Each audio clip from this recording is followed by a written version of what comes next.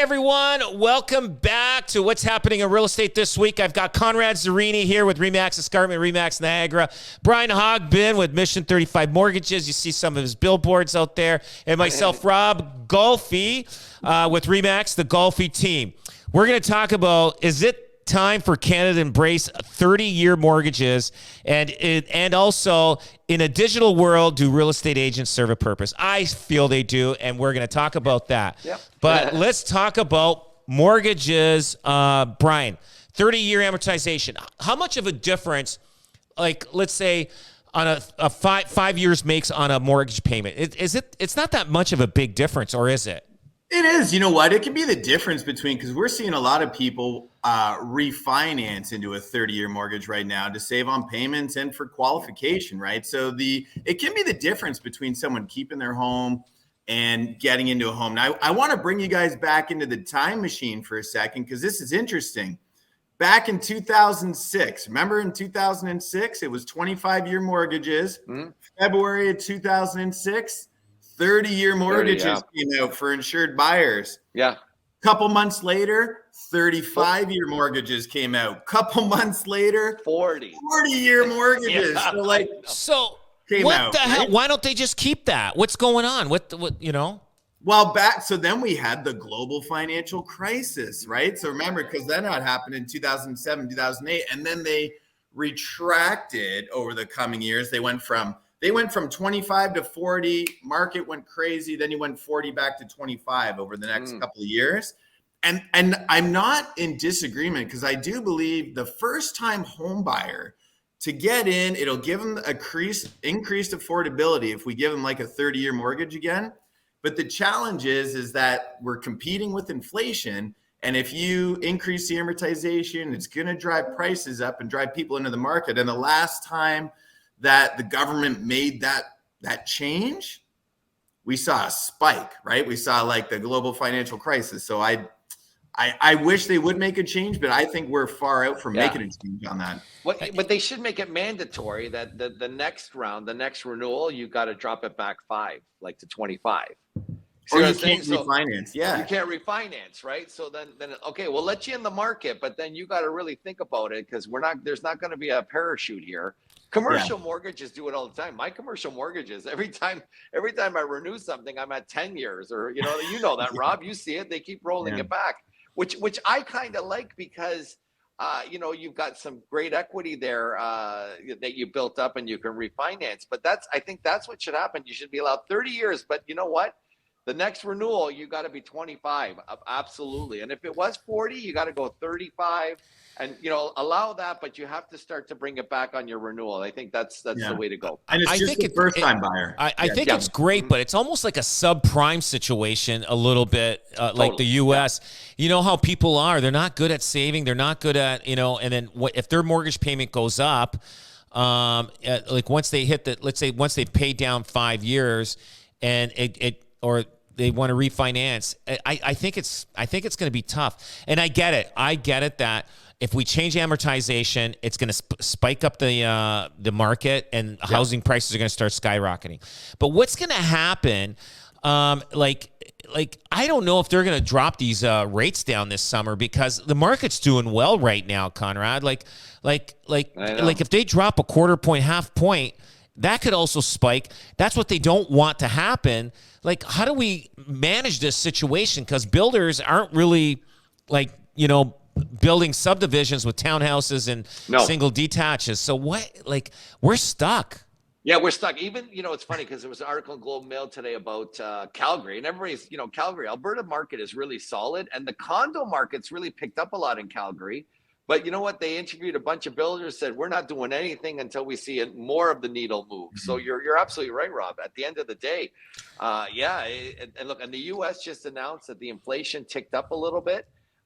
So, we go in lockstep with the U.S. You could be right, but a lot of this fervor and excitement that we're seeing today is in anticipation of a quarter point drop, and I think it's baked into it already, into the market. You can see it already happening.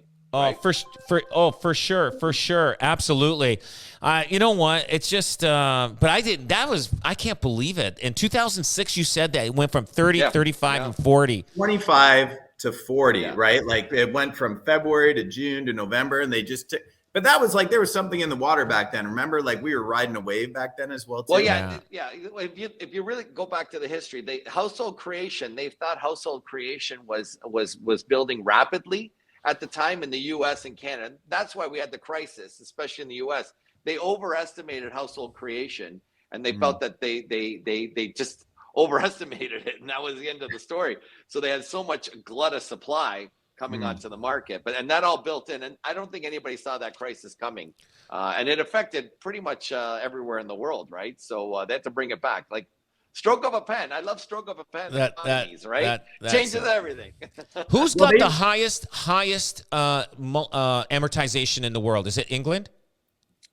You know what? I think it's probably UK, but also the Netherlands. I think their amortization is pretty high as well, if I'm not mistaken. Yeah. What? Now I could be wrong on this. I don't know if I didn't read this information, but wasn't the UK up to 100 years? I've not heard that, but I will. Yeah, I will say this. Googling it now to see. Yeah, do it now. Amortization in the UK, I guarantee it's 50+ years. Yeah, I know. And I thought it was really high when you got into China and Japan as well, too. Actually, they had really long, like they would have generational mortgages in the sense where it's kind of like you're never paying off your mortgage. You're paying it off for your kids. No, you're just basically renting. Yeah, renting your own house, and hopefully the next generation, they don't have as many years left on it. But yeah, and a lot of them are on leased lands because they're really owned by they're not freehold. Okay, so a lot of the majority of properties are not freehold, and so unless you have a fourplex and you buy all 4 units on the parcel of land, then you can well, that's right, because I had an English guy that wanted to he set up his property with a 100-year lease on the land, but he built a house on it, and I'm like, and we had a struggle selling it. He still owns it, like it was a commercial property, but not good. Did you end up finding it, Brian? It says 25 years in UK, but that might be like their high ratio standard, right? Like similar to how we have the requirement for 25 years, the less down payment, but I don't know if they have other ones. Right. I'll get back to you. Yeah, we'll get that. So the other thing is, okay, there was an article in the paper. Is it time for Canada to embrace? No, sorry, that was the other one. Option. In a digital world, do real estate agents serve a purpose? They will always serve a purpose forever. It's not like we're selling cars. They got a 1,000 cars all with the same upgrades and interior or whatever. This is you need this. Yeah. And well, look what happened with Desjardins. They had Comfrey to Purple Bricks. I can't even remember what the last one was. But they closed up shop. They knew. Fair Square. Yeah. And you had a study. You also found a study that people preferred to go. They were kind of scared going with the discount brokerage or private for sale. And as we get to this digital world, like you said, I think, look, back in the 70s, let's go back, and you guys, I grew up in the 70s, so but anyway, like back in the 70s, real estate was pretty straightforward, and the markets, and even 80s, 90s, 2000s, the markets were like spring market, then you had the summer market, then the fall market. It fell into place, but now it's so compressed, and it's because people have so much information at their disposal. Like, so yesterday I was in St. Catharines, a condo in St. Catharines. I found 75% of the neighborhoods, apartment style condos, are starting to inch their way up. I go 39 minutes away and I'm in Burlington. Every neighborhood in Burlington, condos are down 3% month over month benchmark price. So you see how compressed it is, and you really need that data and that information. For somebody that just buys and sells like every 3 to 5 years, it's going to be a situation. Back in the day when it was a lot simpler, I could see it, less information, but a lot simpler. But now it's so compressed, and it's week to week. It changes dramatically, right? No kidding. It's so fast paced with the technology that we have. It's unbelievable. And but the one thing is, the one thing that I agree with is that the outcome sale price, you earn more with the realtor. When you list, putting deals together, sometimes it could be very difficult, and you need that mediator, like the realtors, to handle it, because there's no emotions with the realtors. The other thing is no lawsuits, because there's always lawsuits on private deals. Yep. And we know that. Like, I mean, that's because the homeowner is not disclosing something that he knows, and our job as realtors, we got to find out that information. Because if they hide it, they're obviously liable for it. So, I mean, there's always going to be situations when people close the house. We've got one now that we knew there was a sewer problem. The homeowner didn't disclose. There was a sewer issue. It's actually collapsed, and they probably knew it. And so I'm sure there's going to be, a bit of a lawsuit there for someone to recoup some of the money to repair that. And some people can't even afford to do that. I mean, they just saved up enough money to buy the house and the down payment, maybe, and buy some paint to paint it, but they don't have the money to. No, yeah. You know what I mean? Like, it's a complex transaction, and I like shortfalls. Like, some of these sellers are selling with a shortfall, and then, believe it or not, the buyer says, well, I paid the money. I gave him the money. But you know what? With the shortfall, the seller can't close because there's not enough money to pay out all the mortgages. We just saw that happen actually on a deal. Yeah. So there's so much complexity now at this point, and it's going to only get worse as time goes on, with an absolute from the complexity standpoint. I don't think it's going to be simplified. And ChatGPT is not going to be able to answer every question like wholeheartedly. So you still need a group of professionals without a doubt, right? And I think I know Scotiabank, they had probably the most state of the art from beginning to end online sort of transactional platform to get a mortgage. And what they ended up finding is, because it didn't have the success they were hoping for, still a great program, people still wanted to talk to someone to get the reinforcement when they're making the biggest investment decision of their life. Like, it's not every day you go out and spend 800 grand or 700 grand. It's like, I need someone to tell me, yes, that's correct. Right. So, and I think the same happens in our world as it does in the real estate world, where it's like, I could do all my research, but I still need someone who's a professional to tell me that I'm doing the right thing. You know what?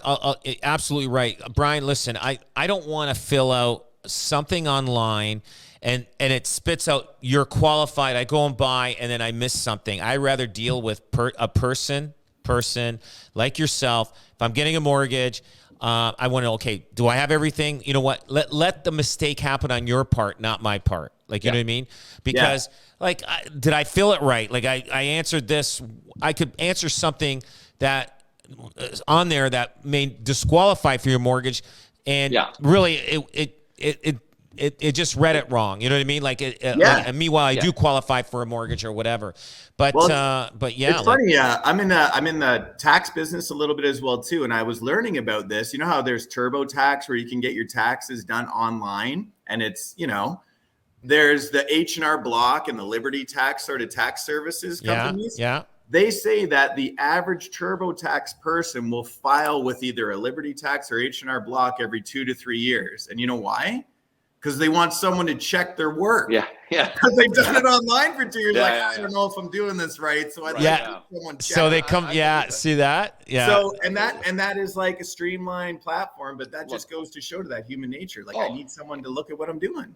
It's interesting because the airlines and the travel agents and all that. So everybody's thinking like it's like booking a flight. You know what I mean? It's not like booking a flight. And I think everybody thought when the airlines and travel agents, went the way of the kind of dodo bird, and there was the online, it's fine. But at the end of the day, they said it about real estate for decades. We're next. It's a very, very complex transaction. And like you said, you want somebody human in your corner, right? And somebody accountable. And that's why we have error and emissions insurance, because something can go wrong. And that's why we're insured. And that's your safeguard as a buyer or seller. Absolutely. Right? Awesome. Guys, we're running out of time. Thank you so much. And we'll see you next week. Don't forget to share, follow, and like. We appreciate you guys listening. Thanks. Absolutely.